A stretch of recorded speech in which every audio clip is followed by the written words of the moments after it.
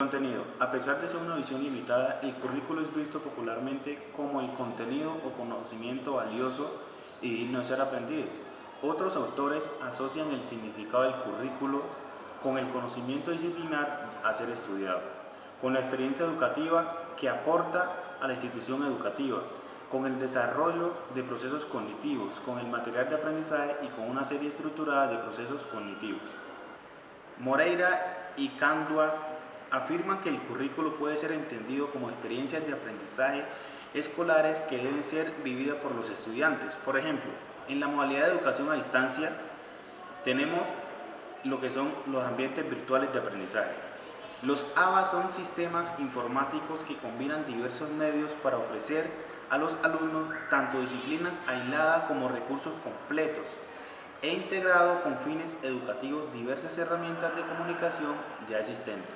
Jimeno Sacristán afirma que la escolaridad debe ocuparse ante todo del hablar y el escuchar, del leer y el escribir. Cultivar esas dos últimas habilidades es función esencial de la educación moderna, pues son elementos para penetrar a la cultura y por ella ser penetrado. La lectura alcanza un valor decisivo en la construcción del pensamiento, del espacio, de la subjetividad, de la individualidad, del pensamiento abstracto, crítico y reflexivo y de la autonomía del hombre y de la mujer moderna. Las TIC no sustituyen esta práctica cultural, sino que parten de ellas y las necesitan. Solamente los buenos lectores pueden extraer de las TIC sus mejores posibilidades. En ese sentido, una experiencia clásica de aprendizaje en los ABA consiste en solicitar que los estudiantes realicen lecturas y posteriormente participen en foros para debatir un asunto de interés de la asignatura, donde los estudiantes deben respaldar sus ideas en los textos leídos previamente.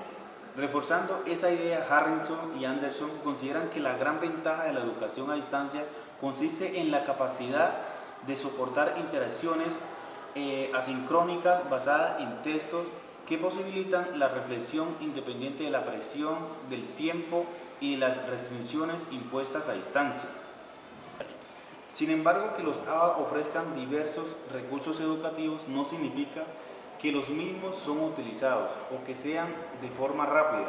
Los profesores pueden utilizar el ABA apenas como un repositorio de informaciones, textos, diapositivas, imágenes y videos sin que eso agregue valor a las experiencias de aprendizaje de los alumnos. Las TIC posibilitan al profesor el desarrollo de materiales de estudio más sofisticados y por lo tanto pueden proponer materiales a los estudiantes y actividades de enseñanza y aprendizaje también más sofisticadas.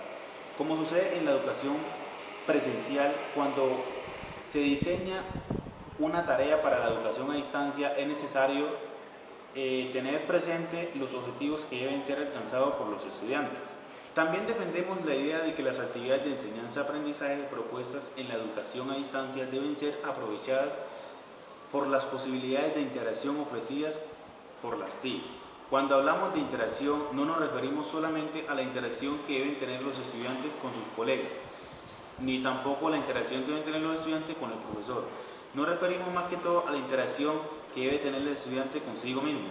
Una de las características de la educación a distancia, utilizando las TIC, especialmente las tecnologías digitales, consiste en la incorporación de materiales didácticos poco frecuentes. Una de las características de la educación a distancia, utilizando TIC, especialmente las tecnologías digitales, consiste en la incorporación de materiales didácticos poco frecuentes en las clases presenciales. Por ejemplo, materiales que contemplen la manipulación de imágenes en 3 dimensiones, simulaciones, definición de múltiples escenarios y muchos otros recursos que pueden ser utilizados con fines pedagógicos. Ay, me voy a ver, machado, que sacando la batería.